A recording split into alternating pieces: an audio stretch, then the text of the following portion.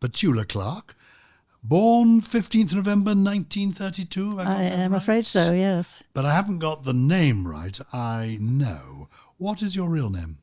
What was your birth name? The name on my birth certificate is Sally. Sally Olwyn. Clark. Though. So yes. The surname is correct. Okay. I love Sally, actually. And do you like being called Sally? What do your intimates call you? Well, one or two people call me Sally. So I may slip between the Petula and the Sally. And if it's Petula, do you like being called Pet or Petula?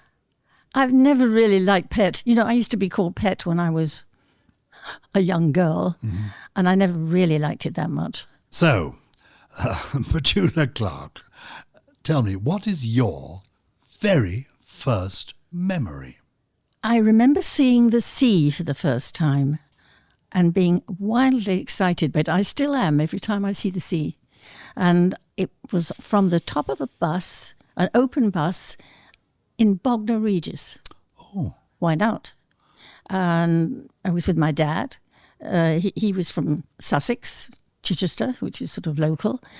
And when I saw the sea for the first time, I was just over the moon.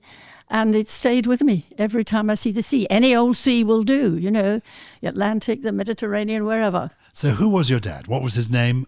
When was he born? My dad's name was Leslie Norman Clark. He was born in Chichester in Sussex, and he was extremely handsome. I mean, he looked a bit like an old-time movie star, something between Errol Flynn and Ronald Colman. I don't know if you remember Ronald Colman.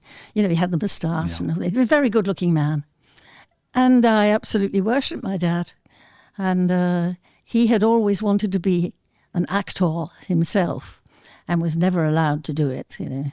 What did he do? How did he earn his living? Well, he was a nurse, and so was my mother. Nurse? He was they a worked nurse? In a hospital, yes. In those days, it was unusual to be a male nurse. Yes. Yeah. And your mother, who was she? My mother was Doris Phillips. She was Welsh, from South Wales, and that was the most joyful part of my childhood, being in Wales. Oh. Yes, so I loved it. Though your father came from Chichester, you spent your childhood in Wales. We used to go there a lot. Well, of course, during the war we went there a lot. And when I say we, I have a sister, Babs, staying with our grandparents in a funny old stone house with whitewashed steps. And I still love the accent. You know, I love the accent. I love it. Well, you're allowed to do it. I'm not. Thank you. My wife was born in Swansea. I'm not allowed to do the accent. Describe to me the first home you remember. I can picture the garden. The garden was important because we had a willow tree in the garden. And I used to climb up the willow tree and stay in there for hours with the birds looking down at life. It was nice. And in those early years, you know, in the 1930s, before the war comes, can you remember the food you ate? Can you remember the sweets? Give us a flavour of tastes when you were a little girl. The food? Well, I didn't really care. None of us cared too much about food. Our mum used to cook, but our mum was not very well. In fact, she had tuberculosis and she eventually died of it. But we were never allowed to go into the kitchen to help her or anything like that.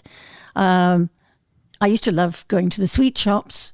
I was a bit off the wall. I always had music going on in my head. I used to sing all the time. Can you remember the first song that you sang? It was probably a Bing Crosby song.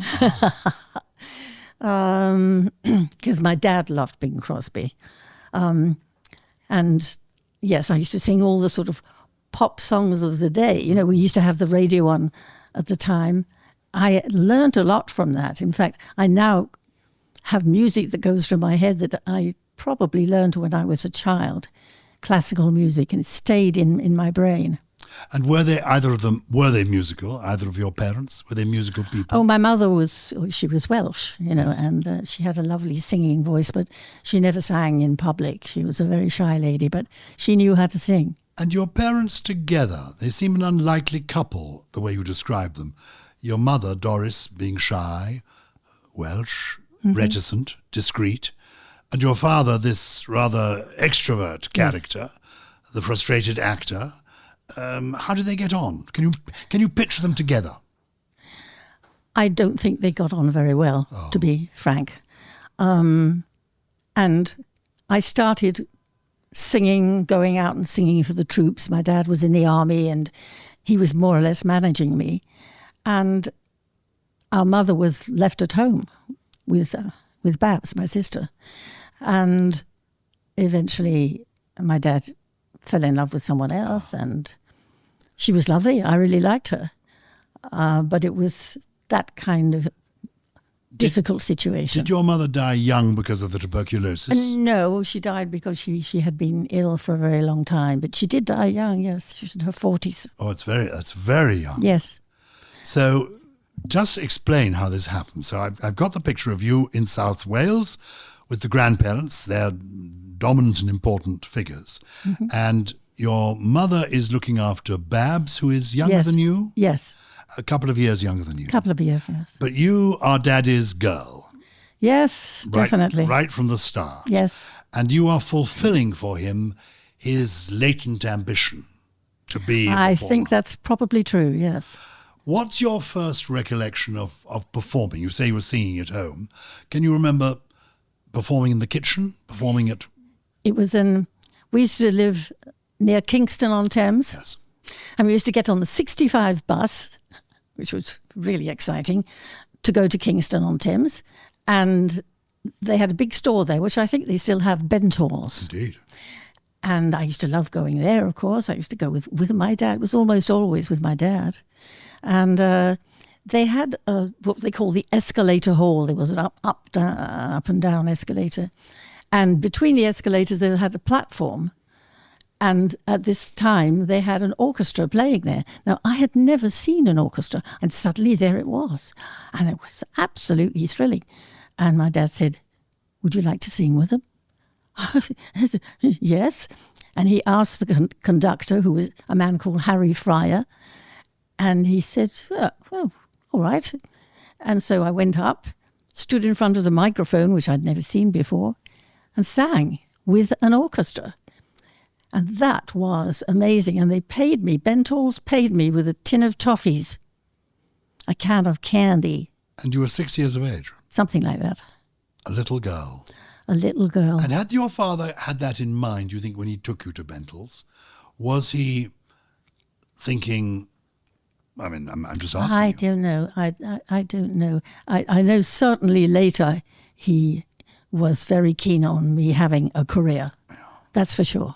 But I don't think Bentalls was part of it. And have you any recollection of that experience of being there, aged whatever you are, 7, on the platform I know the escalators at Bentalls because many years later, believe it or not, I was Father Christmas at Bentalls in Kingston. Sorry, I missed that. Yeah. And they do it by those escalators are still there. Are they really? So they had this orchestra there, the music to entertain the customers. Yes. On the little girl comes, and what did he call you, Sally, or had he thought of a name? I think they called me Petula Clark. Because he invented this name, didn't he? Yes, my father invented. I never really got the real story of that. He said he's told me once that he made it up out of 2 ex-girlfriends. I mean, that's the kind of thing he would say. He was a bit special, my dad. Yeah, we're getting a picture of him. We both like him and we're a little bit wary of him. So he pretended that once upon a time he'd known a pet and he'd known a girl called Eula. Yes, who he met on manoeuvres maybe. It doesn't sound right. Well, anyway, so he formed the name Petula for you. Yes. Did you accept that immediately? Well, listen, if my father said it must have been right. You know, he could do no wrong in my eyes. So Petula Clark you were, age 7, Bentalls of Kingston, up you get. Did you like the experience? Were you an extrovert like him or were you shy like your mother? Oh, no, I loved it. I am shy. I've never felt that I was part of showbiz. You know, I know a lot of showbiz people, but I don't have that mentality. I don't feel as if I am in show business, which is a bit odd, I suppose. after all these years. It is a bit odd. Since you've been working professionally for 86 years, it seems a bit odd to say. It is a bit, but I've never really felt part of the business. Anyway, so what then happened? Were you going to school? I was going to school. I was not very gifted in school, let's put it that way. I was interested in geography, literature, anything to do with numbers, and still I know nothing. I don't understand anything about numbers. My sister was very good in school, but we were very different. She was extremely shy, almost painfully shy.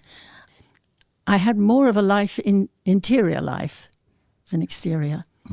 And I loved nature. Yeah, that's a long time ago. It's almost like talking about someone else. Yes, except it was a long time ago, but you do remember the war coming. Was it the war that took you to Wales? Is that where you were sent away? Or well, what happened? we were certainly spending more time in Wales once the war had started.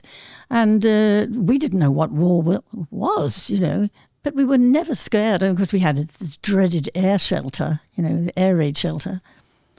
And then eventually my dad got fed up with that, so he built a trench, a real army trench outside the kitchen. And we used to dive into that. Which we thought was much more fun than an air raid shelter. And did he join the army? Yes, he did. Yeah. Your mother was still nursing, was she? Or No, she was. She was a housewife. Yeah. She was looking after. In theory, she was looking after you and Babs. Yes, indeed. But how does the performing take? What's the next stage in your performing journey? Well, I started singing for the troops. But hold on, you can't just say What? that. I mean, one moment you're at Bentall's at Kingston, age 7. Your debut performance, box of toffees is handing over. The next moment, war breaks out. War is declared. Now let's be realistic. How do we find you, this little girl, shy mother, extrovert father, suddenly performing to the troops? What happened? Well, my dad was in the army in uniform, and I don't quite know how this happened because I wasn't aware of what was going on. But there was a show, a BBC radio show called It's All Yours, which used to be done from the Criterion Theatre, which is in the middle of Piccadilly, as you well know. Circus, isn't and it? it's still there.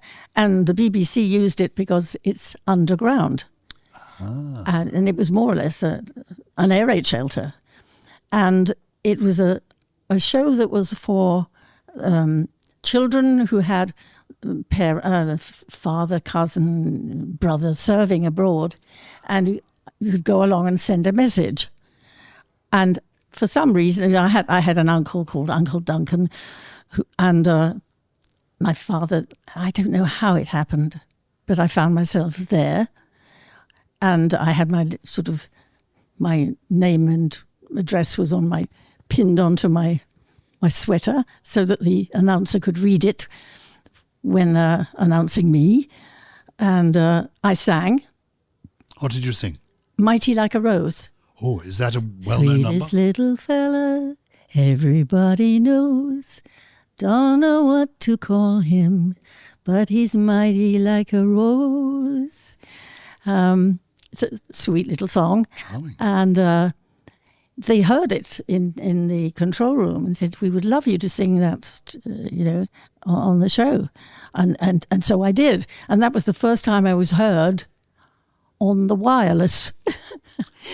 So this is during the Second World War. Yes. You're in the Criterion Theatre, taken there by your father, Yes. nominally to sing something or to do something for your To Uncle send Duncan. send a message. Message to Uncle Duncan, who's serving in North Africa. Yes. And here is young Petula Clark, and we understand, Petula, you're going to sing to us today. That's right. And then you break into this song, and people go, wow, this Yes, is amazing. and then there was an orchestra there, and they joined in. I mean, it was just like in the movies, And there was an enormous reaction to it, and the BBC thought that was pretty great, and they sort of took me on, more or less. As a child performer. As a child performer, of course. And then I started singing for the troops. And there was another little girl who was Julie Andrews, was singing for the troops. And we used to travel around together quite often. Goodness. And with your father, came with you, did he? Of course. But not your mother. No. So she stayed at home with Babs. Yes. And so who did Julie Andrews have with her? Did she have her parents with her? Yes, it was a sort of act. Ted and Barbara Andrews and their little girl Julie. Yes. And I think that Barbara played the piano and Ted sang and Julie sang an amazing voice. She had a beautiful voice. I was very in awe of Julie. And we used to travel around in these troop trains and we didn't know where we were going half the time. We were going to different camps all over the UK and often at night, with the blackout. And we would sleep in the luggage racks because we were both very skinny. Well, and quite small because you're little girls. Quite small, yes. She was a little younger than me. And it was done like a show. So there was a kind of travelling, entertaining the troops show, and you were one of the turns within the show? Or was it just you two? Just the pair of you girls? I can't remember that. I think there were other people involved too. There was an organisation called ENSA. Ah, yes. We were not part of that. No. We Every night something atrocious. Freelancing. But you were freelancing. Yes. You were a separate thing. Of course, we weren't getting paid, naturally. Oh, weren't you? I got paid once. Somebody gave me this piece of paper and I didn't know what it was. And we were in the car. We had a car at the time. And I thought, well, I don't know what that is. And I threw it out the window. I thought it was just a piece of paper. And my father was furious, of course. That was £5. Well, that was a lot. I mean, seriously, that was a lot of money. I know. Oh, my. Felt very bad about that. And tell me about the performance. You get to a camp where there are a lot of soldiers. Yes. And there's a stage that's been put up. There's somebody at the piano. Yes, these were camp shows, if you'd excuse the expression. But they were soldiers and sometimes they were Poles. They would be Brits, of course, Poles, and then, of course, eventually Canadians, Americans, Free French sometimes. We would just sing. We didn't know who we were singing to. Did you chatter between? Was there any patter between the songs? I used to do a comedy sketch. Goodness. Julie was very very prim and proper. With her. As we picture her. Yes, and I would do comedy bits and semi-jazz things. I was much more sort of out there. You say comedy bits. Was this material you were improvising or material being written for Actually, there was one sketch called Movie Mad, which is about this housemaid who was dreaming of being a star. So I used to use my Cockney accent like that, just wait till I get on the pictures. Oh no, I shall be a success. Or something like that. Sorry about that. And my dad wrote one for me called Lizzie the Land Girl from London. So he was with you at all times. So he came. He was my manager. Oh, he literally. So maybe he was being paid a bit. Well, he was in the army and he was getting, what do they call that? A special leave. Because our mother was ill. And he was taking me around. Yeah, he had special dispensation. Yes, that's right. To take you around to entertain the troops. That's right. And your set, how long did it last? My set. Well, that's what it is. You're in the wings. Dad is saying, you're on now, Petula. Well, I would maybe sing Ave Maria. Oh. Oh, yes. I would sing something like that. And then maybe When That Man Is Dead and Gone, which was about Hitler, of course. Oh. That went down very well. I bet so. And my movie Mad sketch. So I suppose I did 20 minutes. Very good. Not bad. And you ended with Ave Maria. You ended on a sentimental moment. I don't remember now. The reason I'm fascinated by it is it's easy to say, as a child I entertained the troops. But when you stop to think about it, we're talking about a little girl who is, 10, 11, 12, 13. Well, you're only 13 at the end of the war. Yes. So you really are a very young person. What is the most memorable moment for you of the war? If I said the war years, what comes into your head? What's the most memorable thing that happened to you in the war? Oh, it was all memorable. I loved everything about it. Of course, there was a war going on.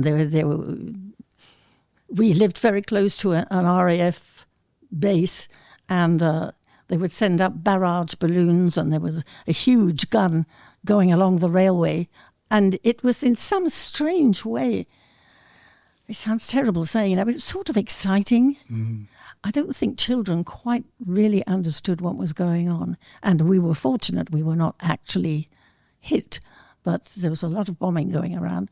And after a night of bombing, we would go out and pick up shrapnel and all that kind of thing. And we found that perfectly normal. You know, this was a very special time in our lives. You were going to school as well as performing. Well, kind of, yes. Well, I'm jumping ahead now. I became quite famous on the air, you know, as this child star, whatever you call it.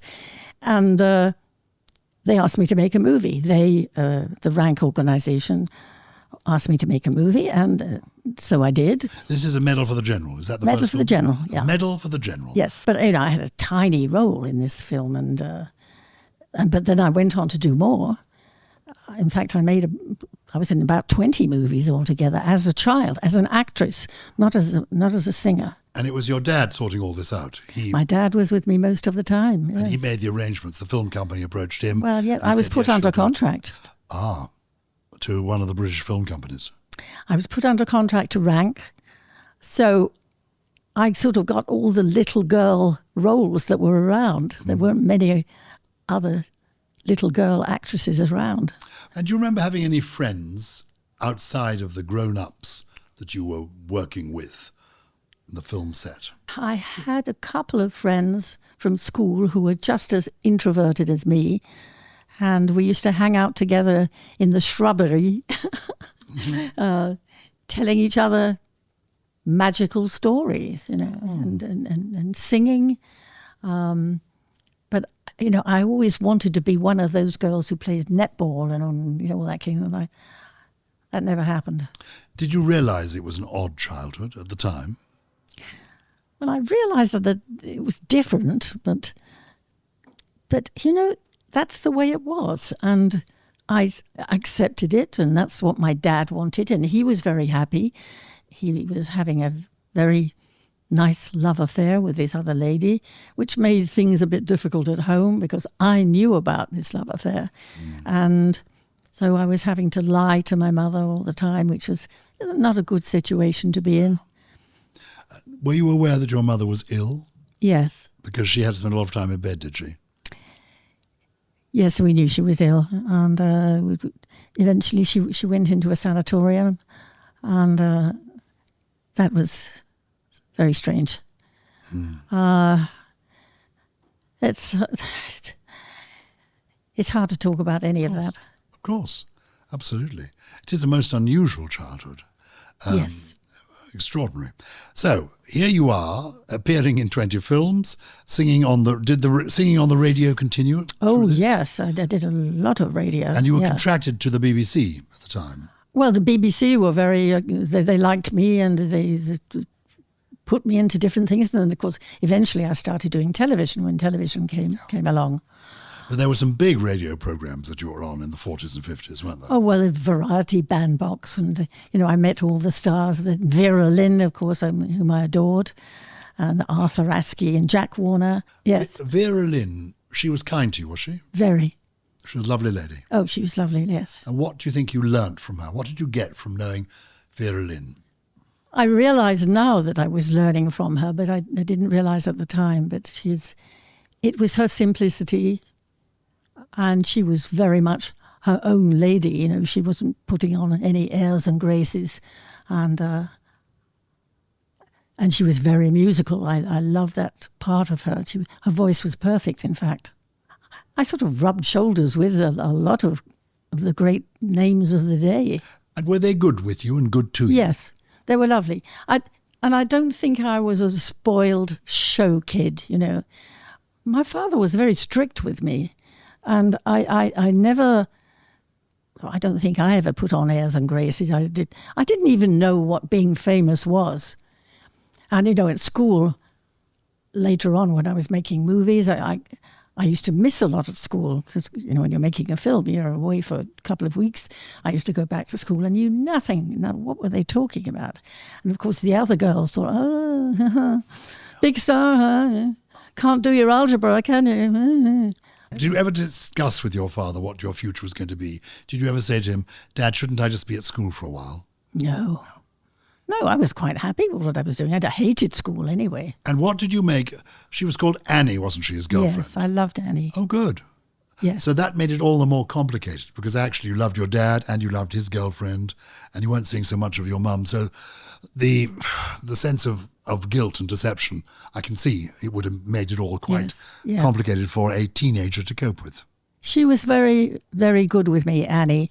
My mother was very shy and I knew nothing about growing up as a girl, about, menstruation and all that kind of thing. And it was Annie who guided me through that moment in my life. And she was a lovely lady. Mm. And she and our father had a son. Oh, did they eventually get married when your mother died? Well, this was before they got married. Oh. But Chris, whom I absolutely adore, he's my half-brother. But it was a weird situation. It's talking to you now about it makes me realise how weird it was. Mm.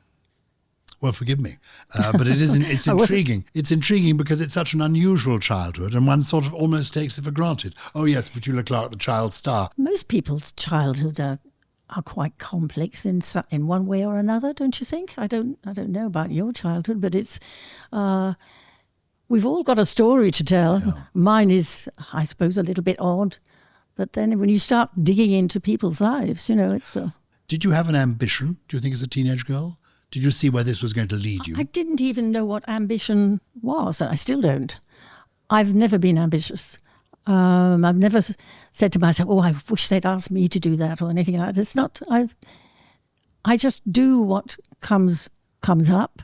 Or I say no, or I say yes. I'm not driven by ambition. In fact, I wrote a song about it because I remember I was interviewed by this woman, a really awful woman. She said, "Oh, Miss Clark, yes, and what drives you?" So I don't know. Where is it? Glamour? Money? I thought, I don't know. And it really bothered me. I couldn't find an answer to this silly question.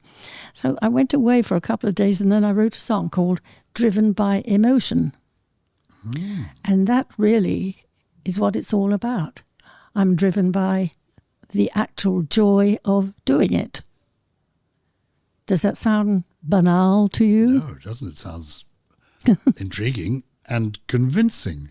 So here you are as a teenage girl, driven by emotion. Is emotion coming into your life? Can you remember your first crush, your first boyfriend, your first kiss? Oh, my first crush, real crush, because I started very late, all that stuff, was Anthony Newley. Oh my, that is quite late. Oh, yes. Oh, he was lovely. He was good looking and funny and talented, and absolutely nothing happened between us. How did you meet? Real downer. How did you meet him? How did you? I met him. We were making a film. What was it? The Huggets? No. A film called Vice Versa, with Roger Livesey, yes. And it was directed by Peter Ustinov. It's a great film. It's a fun film where everything is upside down. Yes, Anthony Newley was my first crush. And he was a boy at the time, wasn't he? Well, yeah, and I was a very young girl. And but of course he was more interested in Diana Dawes and people like that, Well, understandably. And then he married Joan Collins. You see where I'm going? What can you do? What can you do? Not a chance.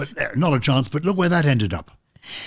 What kind of fool? Anyway, you did the right thing, liking him, and I'm glad it didn't, because he could have messed you up terribly. Probably, yes. But it might have been fun. Yes. So Anthony Newley, we park him. That was the crush that nothing happened. Yes. And then tell me more. What was the next? I want to know the crush where something did happen, the enthusiasm. Oh, well, nothing happened for a long time. And I was rather disappointed when it happened. I didn't think too much of it.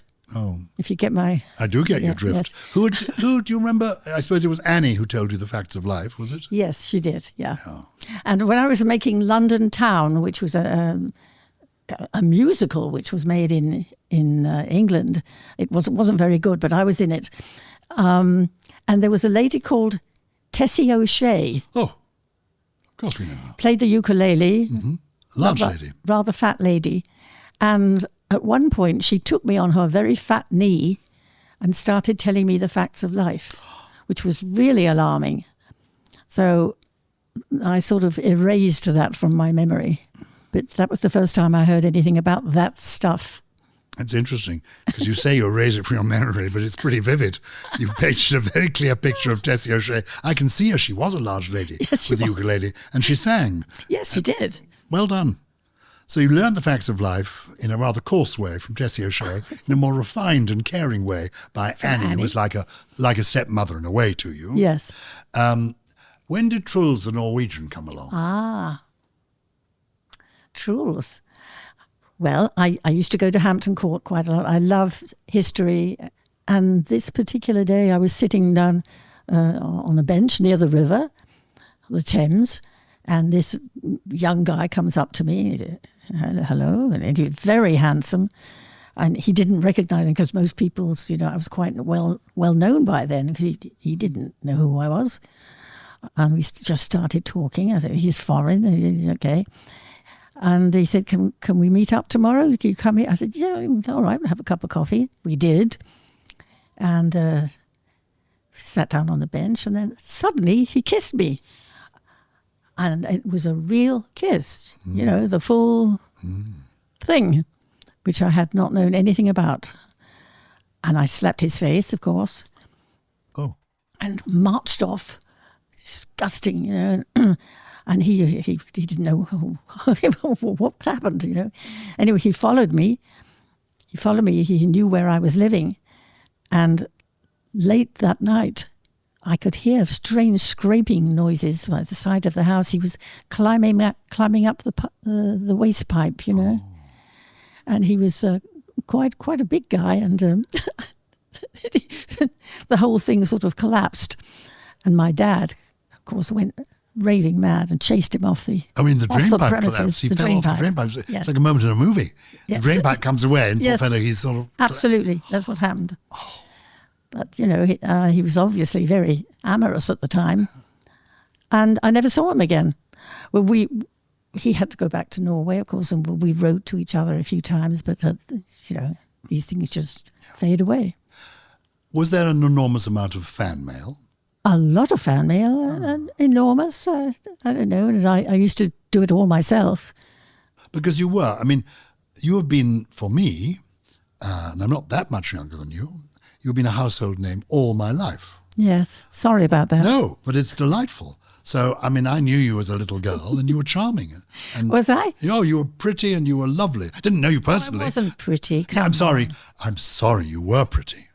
I'm so afraid you were pretty. I'm not just speaking on behalf of that. I had some pretty moments. I had some sort of spotty moments. It's funny about beauty. I'm not a beauty, but I can sometimes convey some kind of beauty, which is coming from somewhere, I don't know. But I'm not really a beautiful woman. Well, we'll argue about that later. At 17, you're only 17 when your mother dies. Yes, we knew our mother was ill. And we went, our dad sent us off with a couple of friends to go by the seaside, just to get away. And when we came back, this is Babs and I, our mother had died and she'd been buried. And the house had been sort of redecorated. And Annie was living there. Goodness. And that was it. It was as if it had never happened. It was a very weird experience that I never quite understood. Well, you must listen to an episode we've done of the Rosebud podcast with a woman called Julia Samuel, which is about bereavement when children are not allowed to face up to it. And when people do, which was more done in those days, the feeling was we actually draw a line, we move on. I'm Yes. sure Annie and your dad meant for the best. I'm sure of it. But it means that you didn't have at that time a chance to process it and grieve for your mother. You just had to get on with life. It was a strange feeling that what happened, and a kind of strange emptiness, but it wasn't exactly bereavement. You're right. We were not allowed to bereave, and we weren't allowed to talk about her. It was something that was done. It's gone. Yeah. Not good. So your career, how does that evolve? What happens next? Well, I was under contract, so if they would call us. By then, we had a telephone, sort of on the Friday, to say we want Petula on Monday at Denham or Pinewood or Shepperton, and so I would go, and I would know nothing about the movie and never seen the script. I would see it when I got there, and that was the way it was, and it was not unpleasant. It was fine. I was growing up.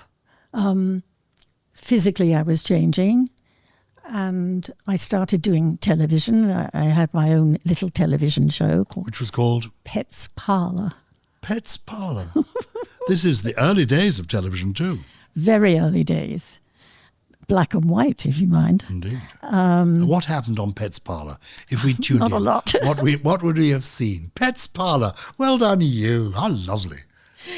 Oh, dear. What happened? Well, What was the show? What it would be a very cosy little programme that didn't cost very much money, of course. And I would sing. And sometimes I would have a guest. Sometimes even Babs would come on. It was a cosy little programme, and people liked it. I bet they did. But, I found it not particularly interesting. And, I have a very musical mind, and I wanted to do something interesting. I wanted to sing some interesting songs. And one week I sang a song called When the World Was Young, which is a marvellous Peggy Lee song, whom I adored, Peggy Lee. There was the lyric saying, games we used to play, lying in the hay, when the world was young. And people thought it was disgraceful. Oh, because you're playing in the hay. Our pet singing about you know what. And I mean, they were really very angry about it. And I found that really painful because I was just singing a beautiful song. The audience knew me as the little girl and just didn't want me to grow up. So when they started seeing a little bit of bosom and, singing songs that had a bit more, love and stuff, they didn't like it at all. They wanted me to stay with Put Your Shoes On, Lucy, and, And did you want to grow up or did you want to stay a child? Oh, no, I wanted to grow up, of course. Well, that's what teenagers want to do, Not necessarily. I knew a child actress who appeared in a series I wrote about Alice in Wonderland, Thames Television. She became anorexic, I'm afraid, as a result of wanting to stay as a child. Oh. She didn't want her body to develop. That is very strange. A child star. But you were ready to grow up. Oh, yes. Yes, I wanted to be a woman, But the audience didn't want to see that. What happened to Shirley Temple? Yeah. When she started, Hollywood just took her away, kept her away for a few years before she came back. So what happened to you? Because you never stopped. No, I didn't stop. So what happened? How did you emerge as a woman? What happened is it was not very comfortable. But I got through it. Little by little, I was allowed to sing certain songs and were okay. But it was actually not a very happy time in my life. My adolescence was not easy. When did your father eventually let go? When did he cease to be your manager and let you breathe your own air? The situation became really difficult because he was my manager, but he was my father. And we would be at home maybe having a meal together, and we would talking about my career. And I was thinking, now, wait a minute, who am I talking to? My manager, my father? And I was starting to get different ideas about what I should be doing. I wanted to make my own mistakes. And oh boy, did I make them. But I had to say to him one day, this is not working anymore, which was not easy. Wow. How old were you by then? Early 20s? Oh, yes, I was in my early 20s, and it was about time for me to move away, move out of the house and find somewhere to live on my own and just start living, you know. And how did you do that? What happened? Well, that's what happened. I moved out of the house, and Babs came with me, my sister, because she had sort of had enough too. And we found ourselves living in an apartment near Westminster, and we didn't have any furniture. And we went along to an accountant, because I had no idea how much money I had. And I mean, I used to sometimes say to my dad, you know, how much money do you have? He would say, oh, you're a very rich young lady. Okay. Went along to this accountant, Mr. Shanks. And he said, yes. I said, well, so how much money do I have? He said, £500. I said, £500? Yes, that's it. That's what you have. Aha. So there it was. Yeah. And Babs and I struggled through, and I remember that we didn't have a fridge, and I didn't have the money to buy a fridge. It was like £75 or something like that. And so I went and did a really awful gig somewhere up in the Midlands and came back with £75 and bought myself a fridge. Well done. Did you then, in a sense, turn on your father because of this? £500 after 20 movies. I certainly asked him. What had happened to the money? Well, he said he didn't understand. Yeah. I never really got an answer. And, you know, he was not I don't think he gambled. I don't know. But he liked cars. That's true. We always had rather splendid cars. But you know, money goes. And you found a new manager? No.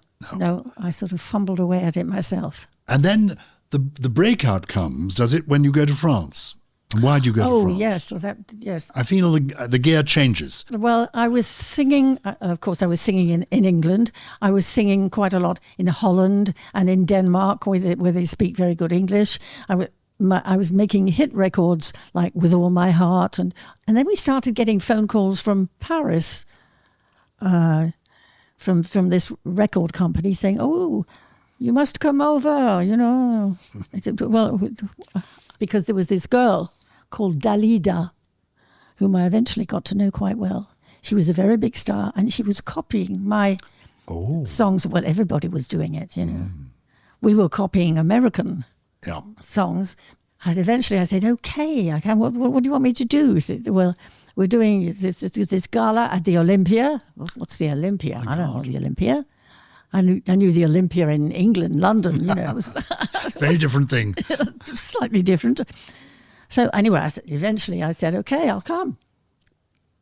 I said, but you know, I'll sing in English. I don't speak a word of French. That's okay, don't worry. Anyway, I arrived and I had the worst cold, you know, one of those real lovely English colds with the red nose, and I could hardly speak. So the first thing they do is they put me into a car and I get to Paris and take me to a doctor. Okay. And in the waiting room was all sort of Napoleon type furniture, very sort of dark, and there was a glass cabinet in the middle with all these strange old-fashioned instruments, you know, medical. I thought, this is a bit weird. And in comes the doctor, looking like Napoleon. Gives the hair, the thing, small. Good afternoon. He didn't speak any English, and he made out a prescription, which was given to this person I was with from the record company, and we raced across Paris to a pharmacy to get this thing. Okay, and we get this thing, and I look and I said, well, what are these? Les suppositoires. Oh, no. Yes, suppositories. I said, oh, no, wait a minute. No, it's for my throat. And she said, yes, it's very good. I said, what do you want me to do this? You put them in the bottom. I thought this is really Napoleon's revenge. So anyway, you know what? It worked. No. Yes. And the next day I wasn't on form, but I could at least speak, you know. And so I did the show. I sang my 3 songs.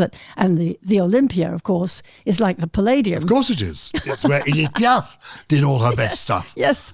So there I am in front of this huge French audience singing 3 songs in English, and I'm being absolutely terrified because I had no idea. I couldn't even say bonsoir, and pulled the place down. Well done. Well done. They loved it. Look, this is what everyone needs to know. A suppository is what you need. There you go. Up one end, There's out the other. Lot to be said for it. Gosh. So that was a breakout moment in France. That was the breakout moment. Yes. And anyway, so I thought, well, I've done that. Now I can go home and with my hot water bottle and my cup of tea, you know. But I went to the office, the record company office, which was a really smoky, you know, Gauloise type thing, no windows and everything. And the boss was saying, you saw what happened last night, you know, what a big success, you know, you really must record in French. And I said, now listen, I want to go home. I don't want to need, just let me go, you know. And then the light over his desk went out. And we were in darkness. And he shouted something out, and in walks this gorgeous man, as far as I could see. He stood on the desk, changed the light bulb, and there he was. Claude Wolff. The man of your life. Yes. The man of your dreams. With whom you were for how many years? 60-odd years. Oh, my gosh. So that's how it happened. Yeah. And what did he have to offer? What in those 60 years, you can't sum it up in a sentence, and it will be difficult for you now because he only died last year, I know. Yes. So what did you have together for those 60 years? Bliss, I think you could call it. We were very much in love. And you had 3 children? Yes. Good. We had 2 girls quite quickly. They were enchanting. And then eventually we had the boy. And how did your father cope with this? Did he come to the wedding? Did he know about the children? He met Claude, of course. Claude came over to London, and he realised that Claude was the one. Good. And he was very good for my career too. And it was probably not easy for him, but he realised that this was the right thing. Mm. And it was the right thing. Well done. Yes, you. it was. Yes. When I told people I was going to be talking to you today, they all began to sing one song. What is the song they began to sing? When you're alone and life is making you lonely, you can always go. Come on. Downtown. Right. Yeah, well, there have been others. I bet there have, but I'm afraid, isn't it amazing? Every single person of lots of different generations, yes, even young people, go straight into that. Mm-hmm. Now, how come? How did that happen? And why has it been? I mean, has it made you the most money of all the records you've made? Yes, I mean, it was the biggest hit. When I went to America, it had already been a hit over there. And I mean, America was waiting for me. It was the most extraordinary thing. I mean, when you make it in America, it's quite different to anything else. Well, and it wasn't planned. Downtown came out and that was it. And did you enjoy it? Did you relish it? Yes, of course I enjoyed it. Well, sometimes one feels flat after a great triumph. You think, oh, well, there we are. On we go. But you clearly didn't. The wonderful thing, I mean, Tony Hatch wrote and Jackie Chent wrote Downtown, but then they followed it with I Know a Place, Don't Sleep in the Subway, Couldn't Live Without Your Love, Sign of the Times. I mean, they just kept writing great songs and big hits. And no, it didn't feel flat by any means. It was, you know, America is a huge country, and there's so much. And I was working with wonderful people there. I went to LA and I was working with Quincy Jones and all the best people.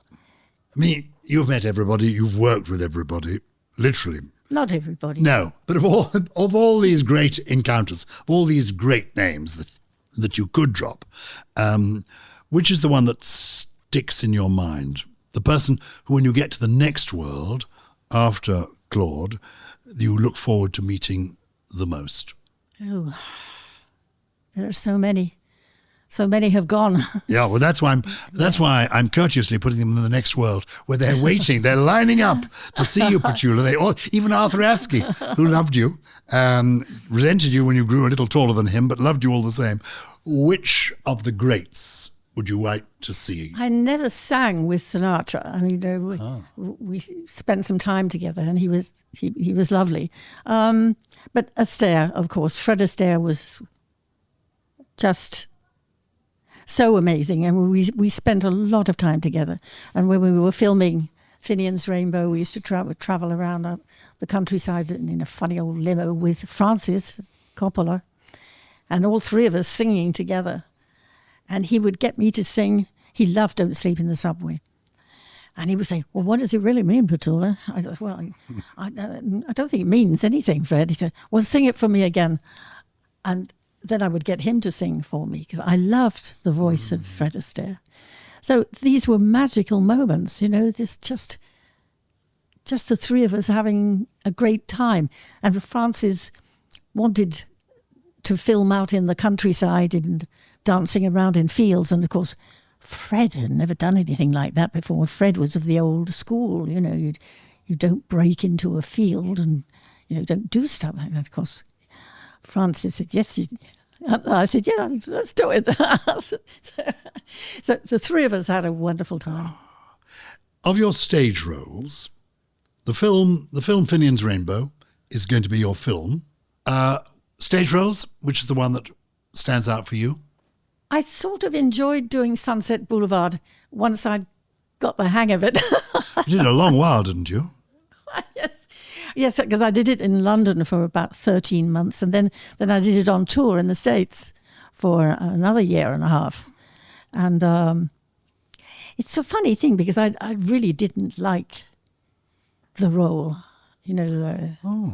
Norma Desmond, I didn't like her. Well, let's face it, she was a nasty lady and totally deluded, living in another thing and getting ready for her next close-up, which is never going to come. And I didn't like her. And then eventually, after playing her for so long, I sort of started liking her, understanding her. And I did something which I don't think Andrew ever knew, Lloyd Webber. Near the end of the tour in America, I decided to play the last scene in a totally different way. Oh. Because, all through this, she's just unpleasant and barking at people. And then, of course, the butler is always saying she was wonderful. She was this marvelous young person, this great star. But we never see that. And so at the end, the scene where she comes down the stairs and there's the newsreel people are there because she's murdered this guy. And she thinks that they're there because she's a star, she thinks.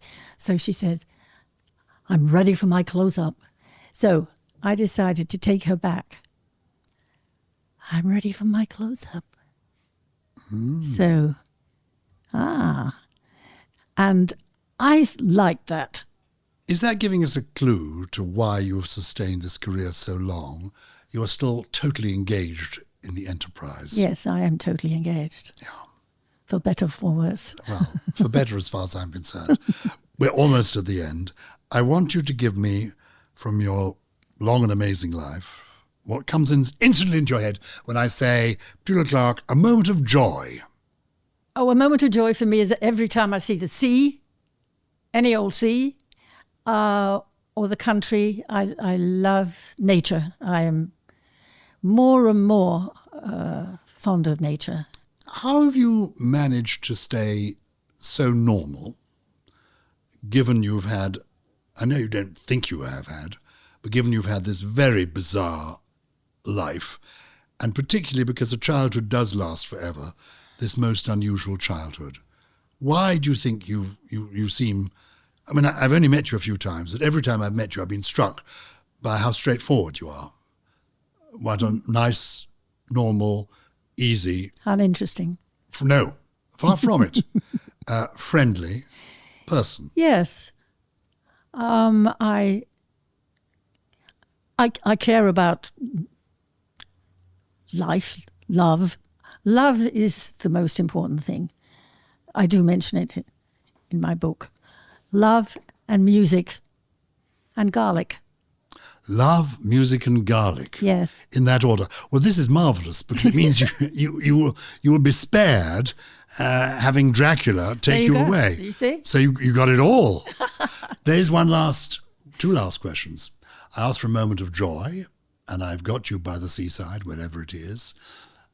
A moment of sadness that comes into your head. I've been living a lot of moments of sadness recently since my husband died. I didn't realize how important that had been to me. You know, you sort of take things for granted. I think we all do that.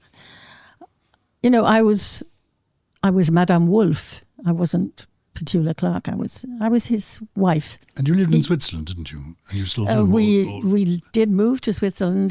That was his idea. He wanted to do that. My husband was Jewish, and he'd had to wear his yellow star as a kid in Paris. It was tough for him, and I don't think he ever quite got over that. And so he felt safer in Switzerland, and he wanted his children to be secure too. So we moved, and it's fine. It's fine, but it lacks some kind of. Well, I go to Paris as often as I can to sort of get it. a shot of Paris from time to time, and of course, London. I love. London is probably where I belong. And where are you going to live now? I live in Geneva. You're going to go on living in Geneva? Yes. And when we talked about sadness, do you cope with that by singing? Because I've noticed, quite rightly, we began with music being central to your life, even as a little girl. Yes. And classical music as well as popular Yes. music. When Claude died, did you cope by singing? How did you cope? How do you cope? I don't know if I coped for a long time. I'm limping my way through life. I'm better now, but it's a very hard blow, and it's something I don't understand. I don't understand death. I try to, but it's hard. Yeah. Okay. We've come to the end, and I want to know what you have learnt. I feel I've learnt a lot just being with you. Education for me. What have you learnt in your extraordinary life? Though you deny the extraordinary nature of it, it is extraordinary, as people will discover if they read Is That New, Petula, which is a fascinating autobiography. But what, in a nutshell, do you think you have learnt? I don't want this to sound negative, but I've learned that I don't know much. I've done my best with what I've had. You know, you play with the cards you're dealt with. I still do believe in love and music. They are the two most powerful things in my life, and I couldn't live without them. Well, I don't think we could have lived without you. Thank you so much. Petula Clark, I'm now going to call you Sally and say thank you very much for being part of Rosebud. Thank you. I enjoyed it.